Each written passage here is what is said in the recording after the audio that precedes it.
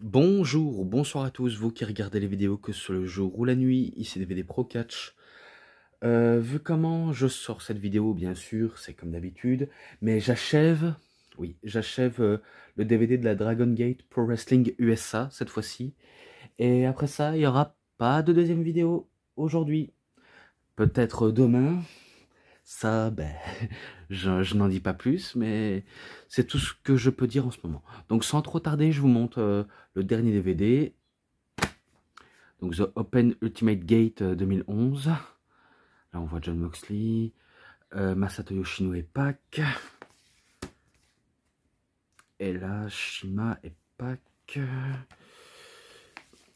Avant que j'oublie, comme d'habitude, il faut que je dise ça. La date. Avril le 3. Bien sûr, avril le 3. Enfin, le 3 avril 2011. Toujours The Presidential Ballroom Atlanta en Géorgie. Et là, on voit Brody Lee qui fait un side-down power bomb sur Chuck Taylor, je crois. Et The Hollywood Stalker Ishikawa. Là, on voit Ishikawa. Encore lui.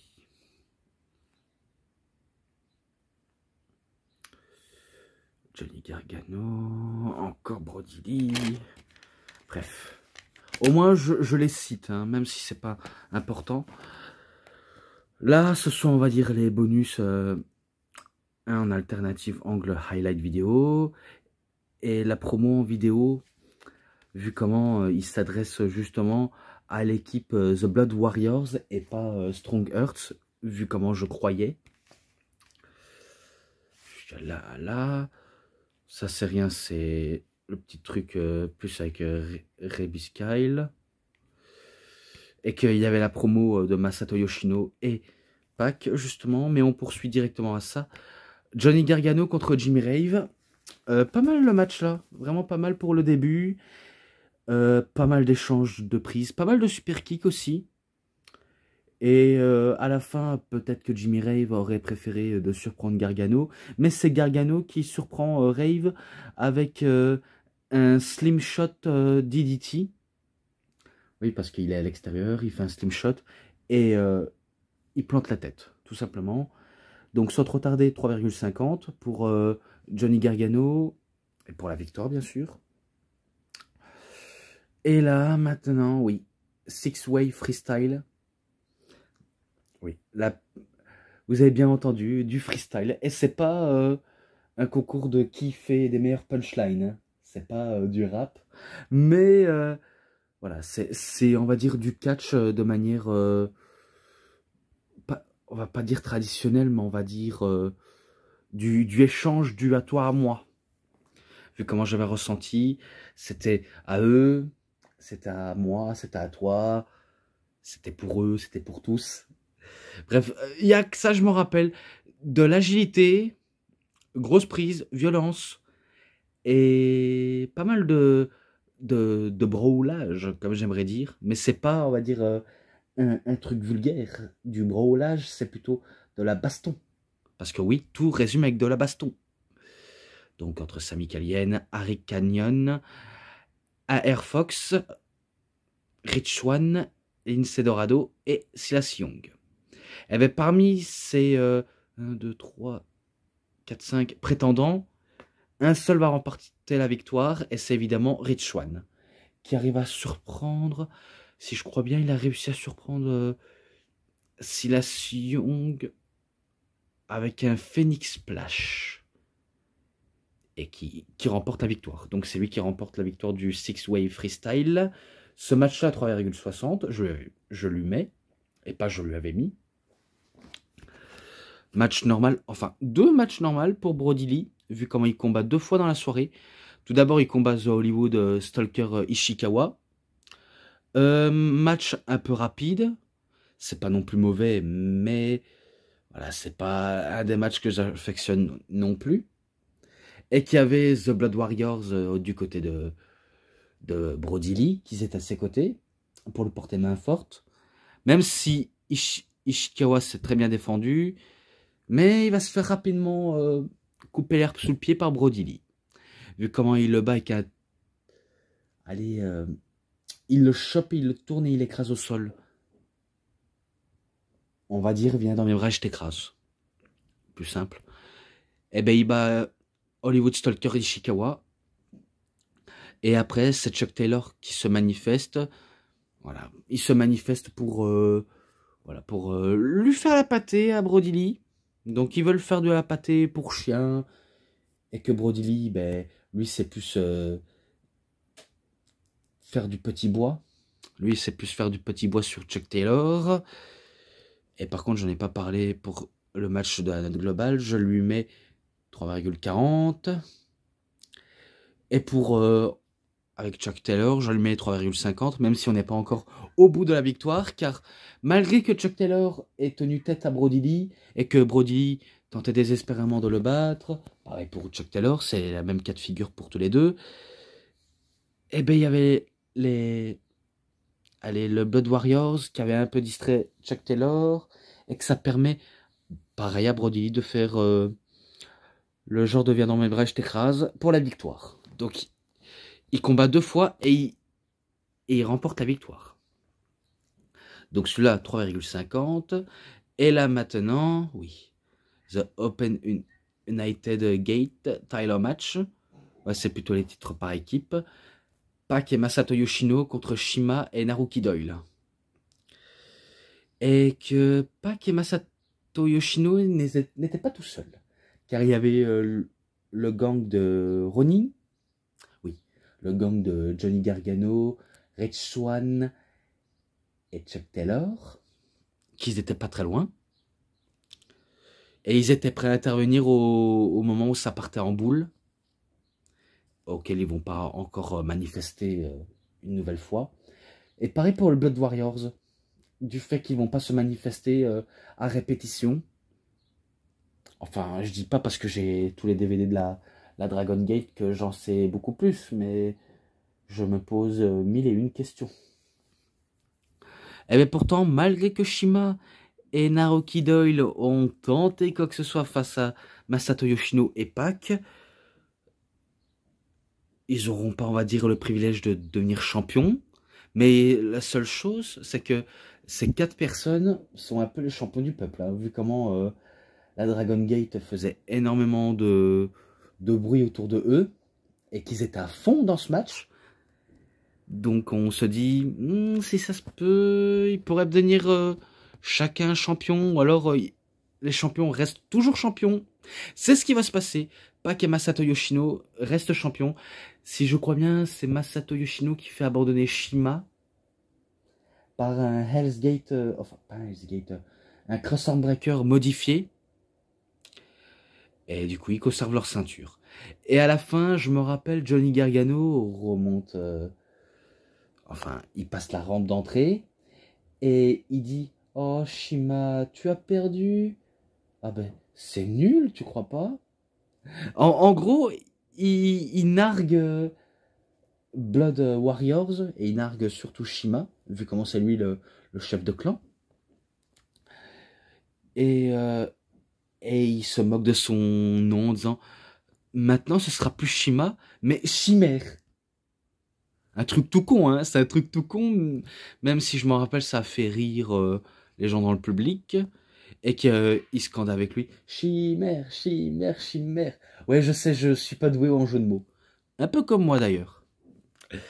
Bref, c'est Gargano qui le dit, je n'y peux rien. Mais bon. Ce match-là, 3,60, c'est un peu le même chiffre, je le sais, mais c'est pas les mêmes niveaux au niveau du catching ring, quoi. Et là, encore match par équipe, mais pas d'enjeu. Sami Callihan et Harry Canyon contre The Dark City Fight Club. Un peu comme The Sin City Saints, je n'ai pas, on va dire, su connaître leur nom. J'ai su grâce à le Wikipédia de WWN pour World Wrestling Network, qui avait des sources par rapport à la Dragon Gate Pro Wrestling USA, la FIPW, il y a quoi encore? La Shin Pro Wrestling pour les femmes, la Evolve, la ACW, et je crois que c'est tout. Je pense que c'est tout. Malgré que The Dark City Fight Club ont tenté de la bagarre pure et dure sur Kalien et Arik Canyon, faut pas trop jouer à la bagarre avec ces deux-là. Surtout Sami Callihan, car on sait que Sami Callihan, du côté de la TNA, il va un petit peu exploser, même s'il va, on va dire, échouer lamentablement le titre. Mais bon, je le sais, j'ai pas besoin de vous en dire plus, parce que je sais qu'il y en a qui sont pas forcément fans du indépendant, tandis que moi, ben, je suivais un peu ce qui se passait à la TNA, même si je m'en fichais un tout petit peu, vu comment je sais que ça a un petit peu perdu sa superbe. Et qu'ils veulent relancer la pente, mais les trucs ne s'arrangent pas. Les trucs s'arrangent pas, même si je regarde et que ça mérite le coup d'œil. Donc malgré la bonne baston, c'est Kallian et Arik Canyon qui remportent la victoire sur Dark City Fight Club. 3,40, ce match-là, je mets ça. Et là, ben, plus que 3 matchs sérieux, parce que oui, ce sont 3 matchs très très sérieux.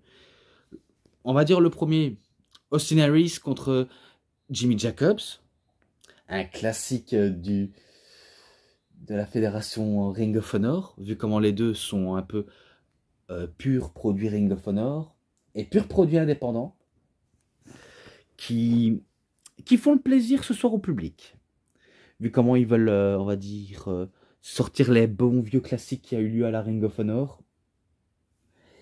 Et je me demande si c'est pas là que les jours sont comptés pour Austin Harris, vu comment je sais que après qu'il ait terminé à la Dragon Gate, il va rejoindre la TNA pour de bon. Il me semble que c'est ça, hein. Il me semble que c'est ça, car je me rappelle, parce que je vais un peu spoiler la fin du match, je me rappelle qu'il perd, vous allez peut-être comprendre pourquoi, parce qu'ici, on a enchaîné que du chain wrestling.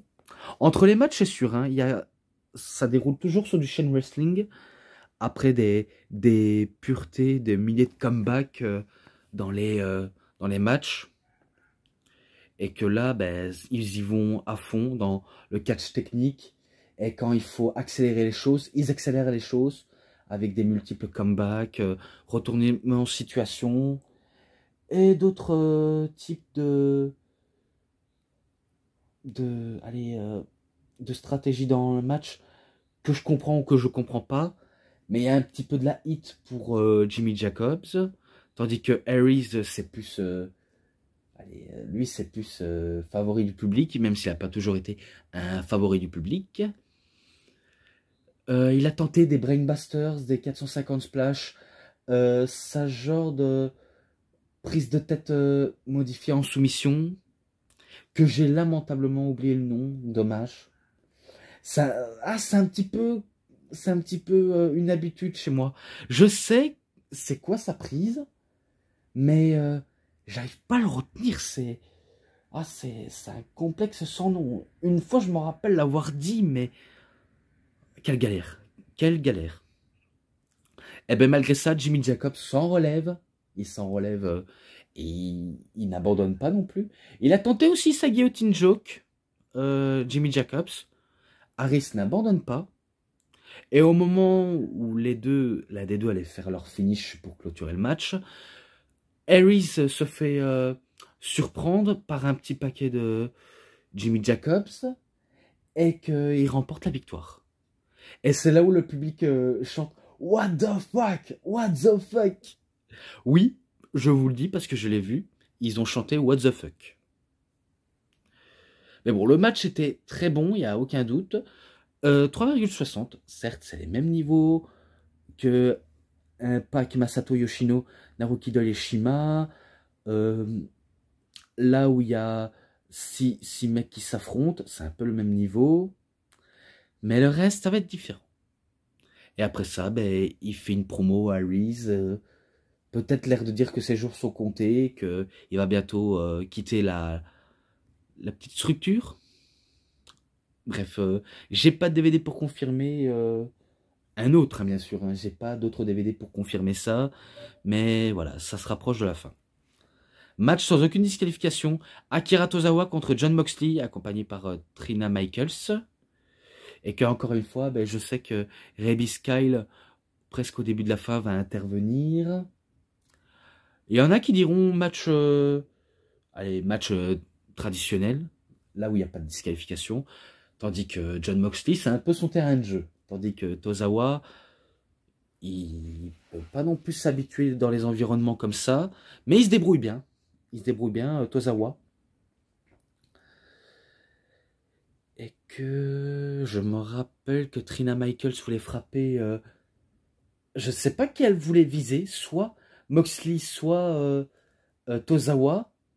Mais elle a un peu raté son coup parce que dans son petit sac à main, parce qu'elle avait un petit sac à main, je sais pas si elle avait quelque chose de dur ou quelque chose de très mou. Mais bon, je me pose toujours les questions sur ça. Eh ben, ça va dire heurter la tête de Moxley à la place de Tozawa. Et c'est là où Rebis Kyle intervient. Elle attaque, tac, tac, tac, tac, tac, tac. Elle a voulu essayer d'arracher son t-shirt pour qu'ils se combattent en body. Ouais, parce ils portent des... Vous voyez les soutifs en body comme ça? Eh ben, ils ont dû se battre, mais c'est là où... Ouais, je crois que c'est là où il se prend un coup. J'ai failli te dire une connerie, ou alors... Non, non. Non, ou alors elle se fait choper par Moxley, elle gifle Moxley, et après ça, ben, elle quitte le ring pour éviter le désagrément, avant de faire un DDT sur Trina Michaels. Et c'est là où, je crois, Moxley fait... il a voulu faire, on va dire, un genre de body slam, mais il se fait contrat en German suplex entre deux chaises, parce qu'entre-temps, il avait placé les deux chaises près des coins de ring. Et après, il enchaîne un deuxième German suplex. Donc, Akira Tozawa bat Moxley avec un German suplex. 3,70. Voilà, je dis ça directement. Et il n'y aura pas le temps non plus d'y aller au vestiaire pour se reposer, vu comment il va encore combattre, mais cette fois-ci contre Yamato. Et là, je vais pas vous le dire, c'est pour le titre Freedom Gate. Je vais pas vous le dire de bêtises, j'allais dire ça avant que je dise n'importe quoi. Et que là, ça va à fond. Hein. Ça va terriblement à fond. Prise technique après prise technique. Gros bump après gros bump. Parce qu'il y a eu des sales bumps que j'ai cru. Ils vont peut-être pas réussir l'un et l'autre à se sortir des prises brutales comme ceux qu'ils viennent faire. Et pourtant, parmi l'un d'entre eux va réussir. Entre Tozawa et Yamato. Car c'est justement ce dernier, Yamato, qui vient, on va dire, affaiblir et terminer le travail avec Tozawa. Même si ça a duré, on va dire, 10 minutes, entre autres. Vu comment, là, ça a duré 12 ou 11 minutes. Et que là, 10 minutes, et qu'ils enchaînent déjà rapidement sur rapidement.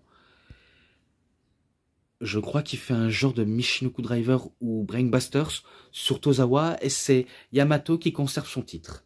Vu comment c'était lui le champion et qui... Voilà. C'est lui qui remporte le match et il conserve son titre. Et à la fin, Tozawa, il prend le micro en disant qu'il respectait et ça clôture le show. Le match, 3,80. Et je vais clôturer ce DVD. Match bonus, seulement promo l'ensemble, 3,90. C'est tout dit et que j'ai terminé. Oui, je sais, c'est un peu rapide. Alors, c'est pour ça que je clôture cette vidéo. C'est tout pour cette vidéo. C'était DVD Pro Catch. J'espère que ça vous aura énormément bien plu. Et si vous avez aimé cette vidéo, vous savez ce qu'il vous reste à faire. Likez la vidéo, commentez, partagez, abonnez-vous à ma chaîne et cliquez sur la petite cloche pour avoir plus des notifications et des prochaines vidéos.